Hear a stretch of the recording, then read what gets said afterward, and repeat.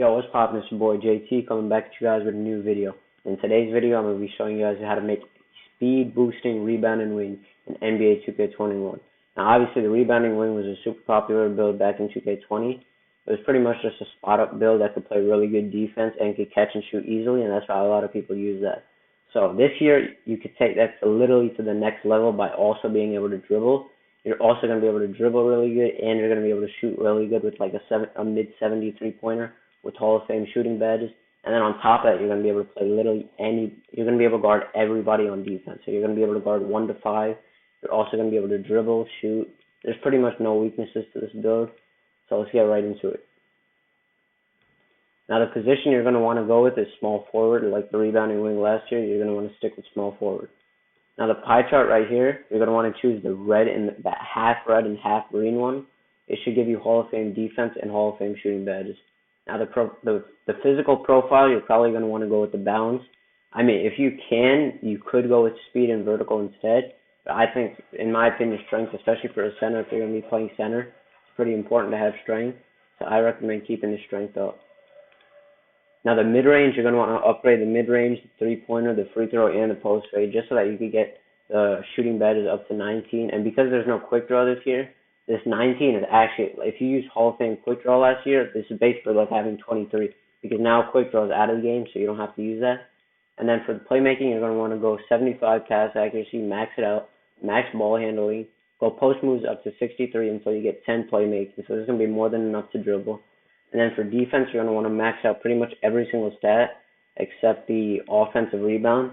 So this is what's really good about this build. It can literally guard guards like really easily. So if you have like a guard on the other team who's spamming screens, then you're going to be able to guard. You're going to be able to switch everything on defense and be able to guard every single position, including guards, centers, forwards. So you're going to be able to switch everything on defense, and you're going to be able to guard guards really well and centers really well. Now put the offensive rebound up to 54. You're pretty much going to be on the perimeter anyway, so the offensive rebounds aren't going to matter too much. And then put the driving dunk up to 70. Now the body shape is your preference. I just went built, it's whatever. Now the height, you're going to want to go with 6'7". Trust me, it's not going to be too little for you. And especially if you max out the weight here. I know your speed and acceleration goes down, but look at your strength and your interior defense. And especially if you're playing center a lot of the time, you're also going to be able to guard centers a lot easier if you maximize the weight.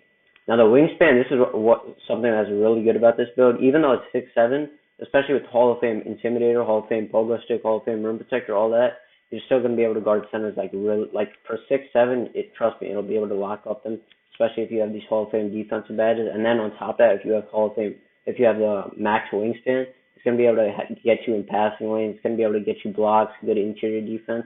Look at your stats on defense, bro.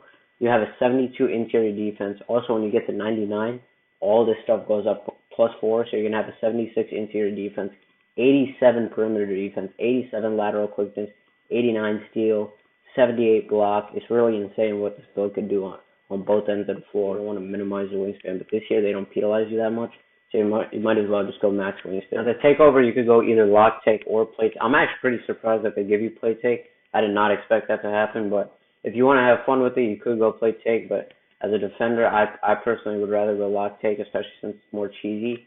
Has been cheesy for the past 3 years, so I'm pretty sure it's probably going to be the same thing for this year. So yeah, you have built a perimeter lockdown. Now let's get into badges. So for finishing, you only get 1 badge, unfortunately, but this really doesn't matter. You're not really going to be driving in contact anyway, so I just put it on consistent finisher. You could put it on slithery finisher if you want to. But finishing, it doesn't really matter. You're only going to be driving when you're not being contested, so you're going to want to put it on consistent finisher. Now for shooting badges, this is the badge setup that I'm going with. Catch and shoot silver, corner specialist silver, green machine silver, hot start silver, range extender and hot zone hunter on Hall of Fame, and then Deadeye on gold. Now if you're mostly going to be spotting up, I recommend not even making this build in the first place if you're only going to be spotting up, because then the playmaking badges and the dribbling is kind of useless if you're only going to be catching and shooting. But this is I think that this badge setup right here is it's a good split between catching and shooting and being able to shoot off the dribble. You got badges like catch and shoot and corner specialist when you're spotting up. And then if you got a mismatch, you can put on gold Deadeye and be able to shoot off the dribble as well. And you also have badges like range extender on Hall of Fame, so you're going to be able to shoot lights out. Now for playmaking, you also have 9 badges. That's gonna be more than enough. You can put bailout on bronze, quick first step on gold, gold handles for days, and then unpluckable on silver. That should be more than enough. You're gonna be able to dribble a lot better with a lot of playmaking badges, especially for a small forward. Being able to have 9 playmaking badges, that's a lot. That's a lot of badges. So now you get 21 defensive badges. So this is a badge setup that I went with right here.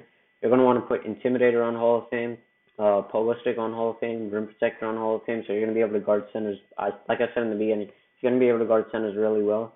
Then Chase Down Artist on bronze, Box on bronze, and then an Interceptor on bronze, and then Rebound Chaser on silver. But if you're playing more big man and you find yourself getting snagged on a little bit more, I recommend putting Clamps on, dropping it down to silver, and then putting Rebound Chaser on Hall of Fame. But you can play around with this to your preference. It's up to you. Yeah, overall, this is the build that I went with. So yeah, that's pretty much going to be it for this video.